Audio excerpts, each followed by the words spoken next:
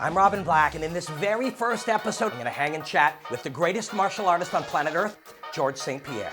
Then you are gonna ride with me to Amsterdam, and I am bringing you on the plane to the red light district, the weigh-ins, and even cage side to commentate LFL 10 with me. My friend Phoenix and I are gonna look at some of the great finishes, and hey, maybe we'll even learn about life along the way. Welcome, my friend, BINK.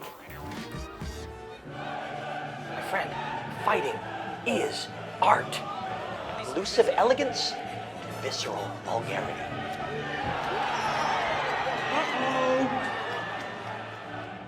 My friend, welcome to my studio. I promise you that we are gonna have a killer time. Here's the story. If we're gonna make a meaningful martial arts show, we gotta start by thinking like meaningful martial artists. Fighting is art, and it's an expression of individuality. No two people fight the same. So why then are most fight shows the same? All these rules and structures and doctrines and dogma. Do not break the fourth wall. Hello. Maintain continuity.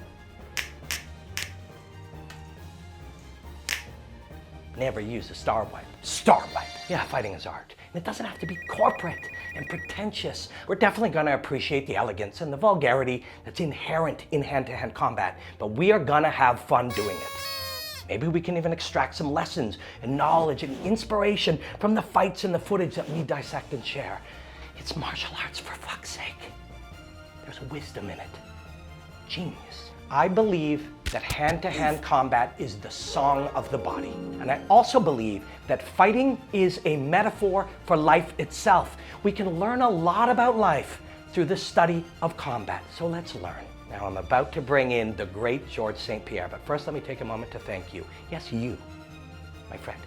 Thank you for taking this ride with us. We sincerely appreciate you. Now enjoy the hostilities, my friend.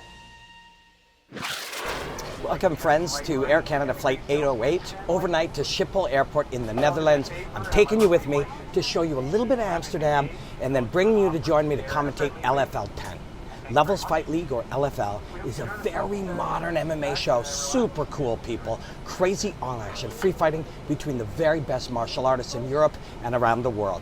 This show has been meticulously curated for the discerning combat connoisseur. That's you. Each show has a unique flavor and energy, and if you're like me, these shows will give you back some of that edgy counterculture passion. I'm super excited you're taking this ride with me. We are going to have a blast. Now I'm gonna have to do some prep work, which for me is just watching lots of fights. I'm super thankful this is my job. I can't believe it is. Meanwhile, back to the studio to exchange with my dear friend, the greatest ever, Georges St-Pierre. Enjoy. The exchange. Woohoo! Are those dinosaurs behind you? Yes, they are. There's some are real fossil and some are not. Some are just a replica. Have you gone out and dug, gone out on excursions digging? Yeah, I went on different digs. After my fight with Johnny Hendricks, when I took my time off, I had a chance to travel the world. I went to Dakota, Wyoming. I went to Alberta. I went to Patagonia in Argentina. I went all around the world. I went on different sites. It was funny because when I called out some paleontologists, they were very surprised that I was a big fan of paleontology, and I was with paleontologists, microbiologists, and also a geologist on site. It was amazing.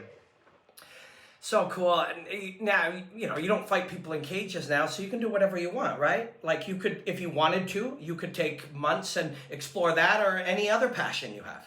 Well, the truth is, I believe you are never totally free, because I have responsibility. However, I use mixed martial art to propel me where I wanted to be in life. I never liked to fight. I did it because I used that to propel me where I wanted to be in life. This said, having said this, I want to be clear. I don't like the stress of competition, but I love the sport. I love the science of it. I like to spar.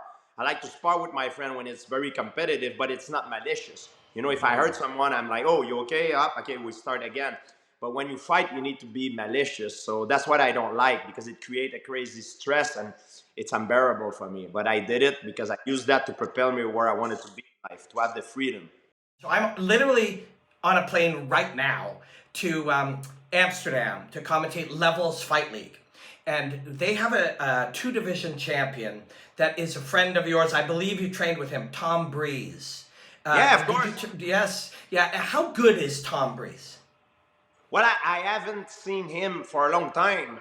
And when I was with him a few years ago, it was before COVID, he was already exceptionally good. So now I bet he's probably even better than he was. So he must be pretty damn good. Yeah, no, Tom looks phenomenal. He talks pretty openly about having to improve the mental aspect of his game and become sort of as bulletproof as you can, and as accepting of the challenges and the setbacks as possible. This is something you've spent a lot of time doing too, right? Yeah, when you're a fighter, you put yourself in a very uncomfortable situation because it's terrifying.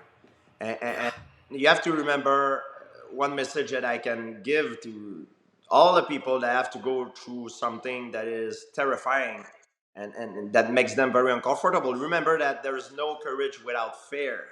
And bigger the risks, sometimes bigger is the reward. So you have to go through it. You know, that you have to go through it. You know, that's what gonna makes you appreciate what you have after, when you look back at things. But when you're in the middle of it, it's I remember, it's unbearable. But yeah, it's terrible. I remember at the time I even seek the help of sports psychologists, because when I was looking around me, I felt I was out of place. I didn't feel I was in the right field of work, because all the guys they said, "Oh, I can't wait for Saturday, you know, I'm gonna kick his ass," and stuff like that. But I was like, man, I'm freaking terrifying. And I never felt I was happy where I was at. So I seek the help of sports psychologists, and they were telling me, they were trying to brainwash me, Robin. They were like, "Oh, don't stop saying you're afraid. You're not afraid. You're excited." I'm like, this doesn't really apply. I'm excited if it's minus 20 in Montreal, and I know next week I'm going on vacation. I could be excited if you see, you know, like if you know you're going to do something, you know, that you love, you know. I'm not excited to go in a freaking cage, not knowing if I'm gonna be badly hurt, humiliated, or winning the prize. You know, like for me, it's terrifying, because I think it's a sign of intelligence. You recognize the threat, and I realize now that the fear made me a much better fighter. I want to be afraid before a fight. I know it's incredibly uncomfortable, but I want to feel that way, because I know it increases my reaction time. It makes me train harder in the fear that my opponent will be more well prepared than I am. It makes me more explosive. So I want it, but some people, it crumbles them. You know, yes, for me, I learn how to domestic my fear, to use it to make me better. And I think that's the key in this game.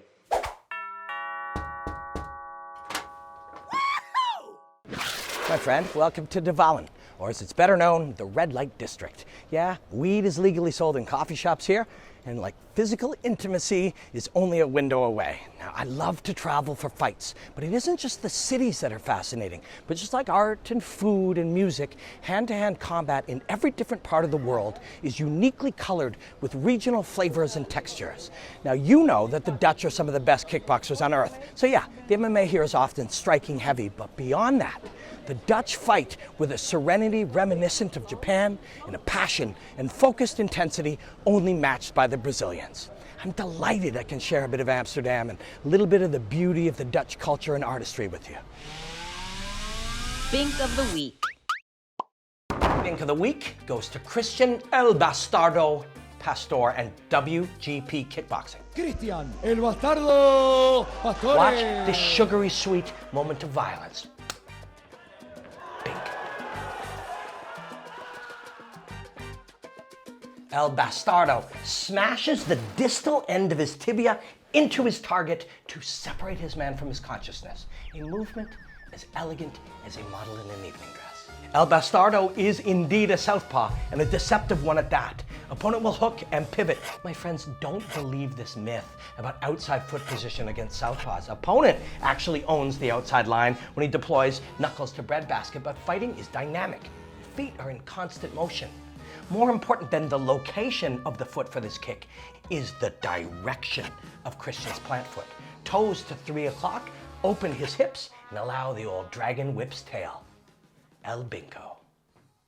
With a blend of foxtrot footwork and high-kicking realness, El Bastardo is the proud owner of my Bink of the Week.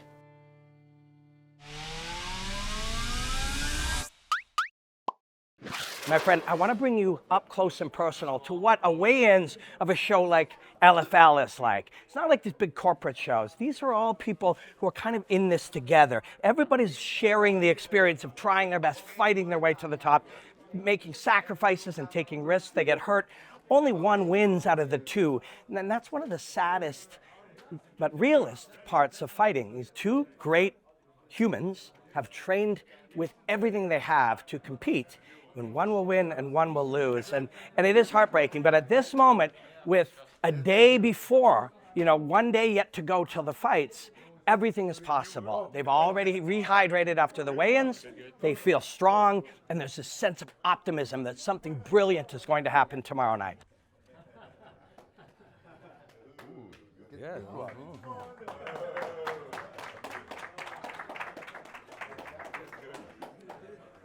Have a great fight, gentlemen. Fight Nerd with Phoenix. Now, Robin, you know that I am an absolute fight nerd, but I am also a pop culture nerd, so I love when those two worlds collide. So I wanted to talk about some celebrities you didn't know or you might not have known are legit martial artists. So we're gonna start off with someone that more of the hardcore BJJ heads know about, Al Bundy. Ed O'Neill is a black belt Brazilian Jiu-Jitsu. Al Bundy, yes. Ed O'Neill is actually a black belt in Brazilian Jiu-Jitsu. And what's really awesome about this is that he was training way before it was even cool. Now many other celebs have jumped on board like Jonah Hill, Demi Lovato, the late great Paul Walker, and Tom Hardy, who's actually been winning tournaments lately.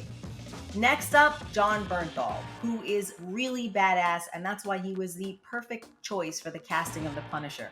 I was lucky enough to run into John at the gym a few years ago, and he does have a boxing pedigree. He's even won a few fights, and he told me that he got to train in Silat and Jiu-Jitsu for a film, and he said to himself, oh my God, I cannot believe I get paid to learn this. Lastly is Chloe Moretz. Now, this kid learned martial arts when she was just 11 years old when she was in the movie Kick-Ass. She learns martial arts and she gets addicted to it, and she has been training ever since. Now, she came up under legendary stunt coordinator and member of the Jackie Chan stunt team, Brad Allen, who recently passed away. Chloe does most of her own stunts when it comes to the fight choreography, and she can actually kick ass.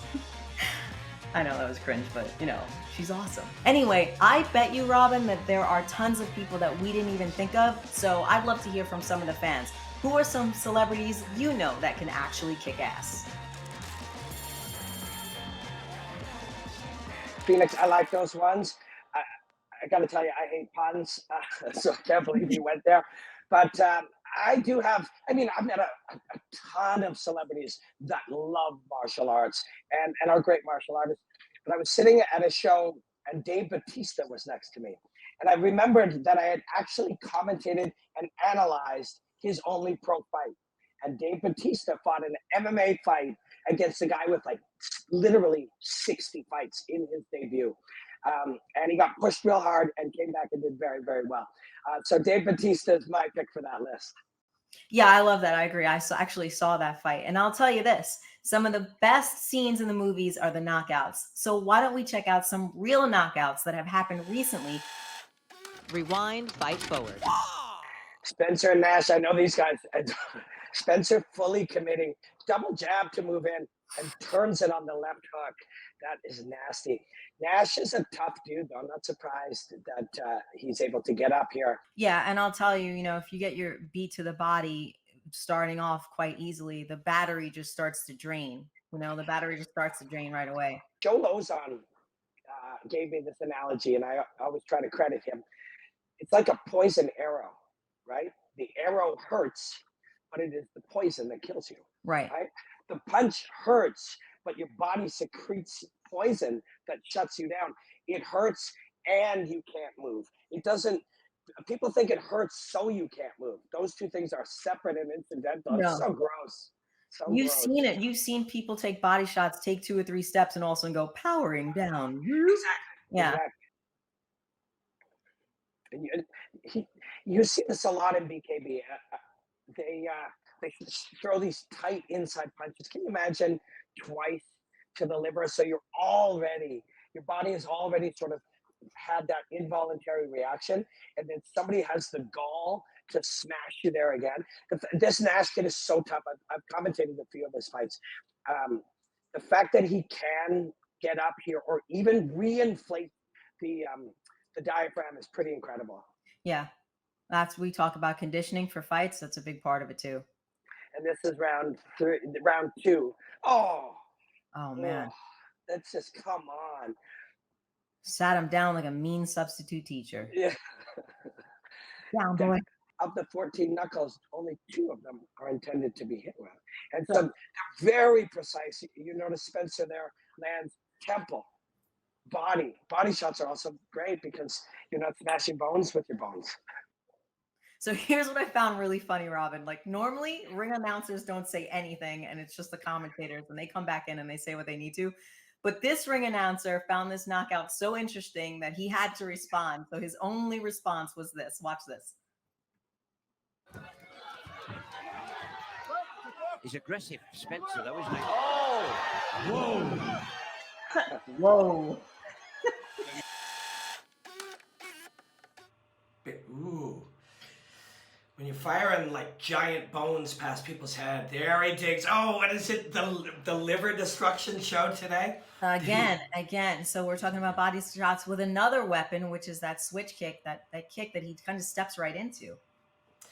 Yeah, so especially as guys are kind of coming up and seeing different looks, as soon as you have a southpaw versus an orthodox and the open side, this is a very common kind of knowledge, especially at in your first dozen fights. Your rear weapon is available to the open side. And watch it. Ooh. So first he goes high, and then he'll tuck it under the elbow. Yeah. Yeah. This is just the liver destruction show today. Clash TV liver mangling action. Yeah, look flash to your vital organs today. Sorry for the pun, I can't help it. Is that like a technique you would say always works for like a southpaw just because you have that open position? It works for both guys, but the advantage for the southpaw is the biological advantage of when his rear weapon hits your body, it hits your body where that sensitive side of the liver is. The liver tends to trend over towards the right side of the human body. So his rear left weapon hits your liver. Your rear right weapon hits his body as well, but the liver is tucked in. Now, that doesn't mean he can't hurt you too. Ribs break, all of those organs are just so deliciously targetable that the orthodox fighter can absolutely KO you as well. Sometimes also even a strike to the sternum area can be enough to jar the liver.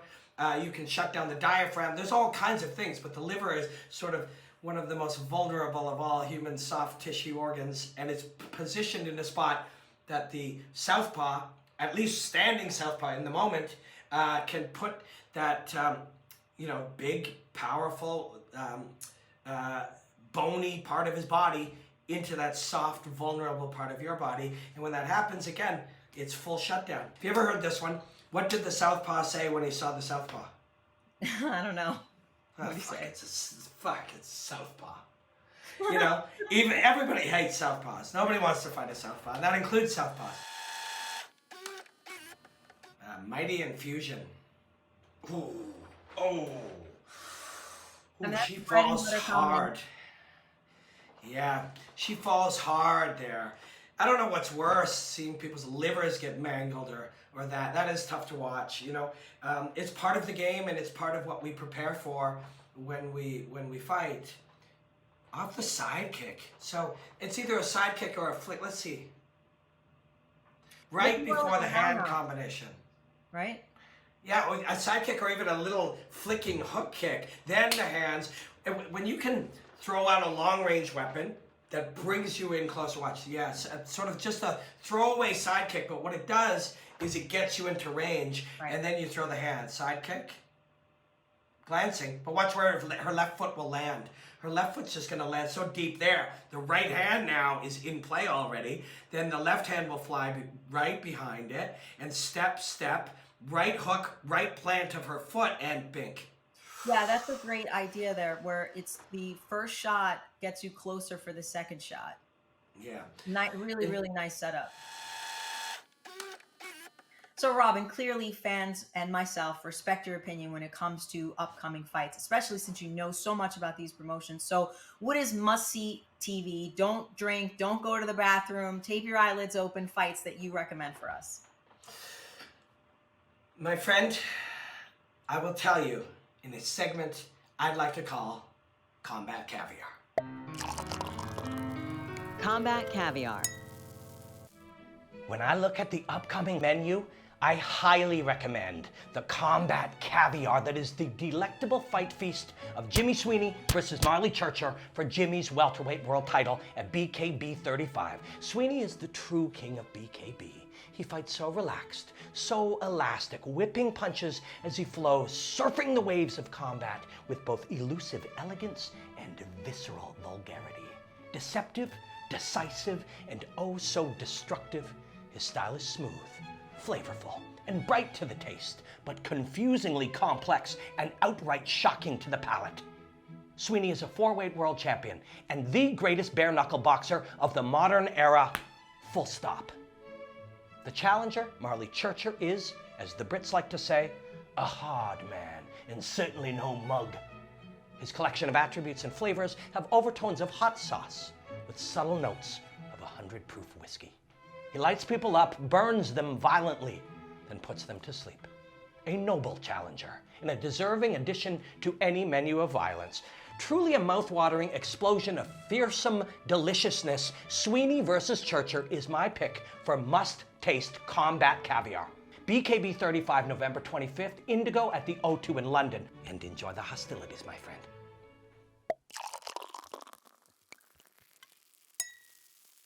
All right, all the travel, for us all the travel, for these fighters all the preparation, all of the sweat and the dedication and the sacrifice, it's all leading up to this.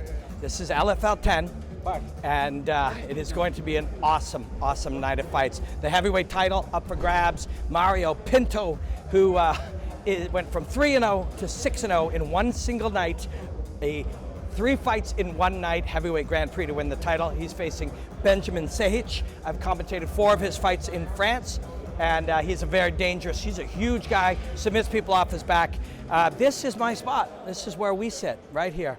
And it makes it all worthwhile. Whatever distance you travel, however much you miss your wife and your daughter, to be able to sit here and see this incredible art up close and share the passion and the fire and the fear and the worry and the exhilaration and the sadness of defeat, all of it right here. It makes it all worthwhile. It's a true privilege for me to do this.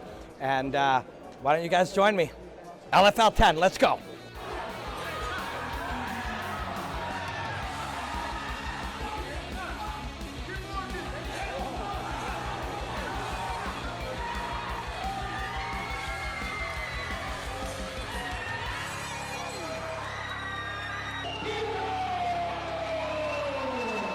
First of all, like I said before, I came, I saw, and I conquered.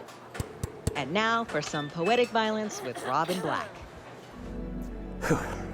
We've had quite the adventure in this first episode. I hope you enjoyed it as much as I did. I'm just grateful for all of it. Because I really didn't know what we were gonna do, but I knew what we weren't gonna do. We were not going to shout slogans and promotional hype at you about knockout power in both hands, and striker versus grappler, and phenomenal takedown defense, best ever, who's the GOAT, etc., etc. You can get that anywhere, and I'm sure you're tired of it. The only objective here is to give you something truthful, something meaningful. Just an honest, authentic look at the human element of fighting. Maybe get a taste of what a terrific but terrifying task it can be to step into a ring or cage half naked to fight a professional athlete who's been training to destroy you in front of everyone you love. There is nothing normal about this.